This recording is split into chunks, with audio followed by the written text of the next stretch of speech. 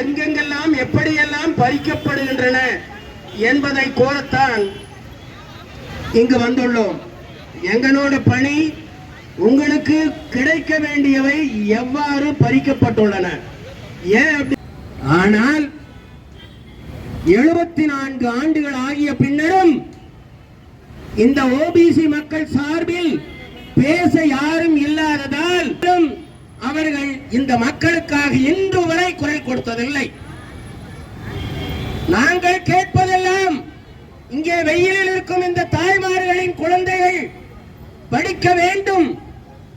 அந்த படிப்பின் காரணமாக பெற்ற அறிவால் அரசு வேலைகளிலும் சிறந்த தொழிலும் சிறந்த வியாபாரத்திலும் மானியம் பெற்றவர்கள் உயர வேண்டும் என்பது ஒன்று மட்டும்தான். நாங்கள் ஓட்டு கேட்கவில்லை. இந்த வெயிலில் பாடுபட்டுக் கொண்டிருக்கும் நெற்றி வேர்வை நிலத்தில் சொல்ல பாடுபடும் கைத்தொழிலாளி, விவசாயி, சிறு சிறு வியாபாரிகள் ஆகிய எங்கள் மக்களை பற்றி உங்களுக்கு எந்த கவலையும் இல்லை.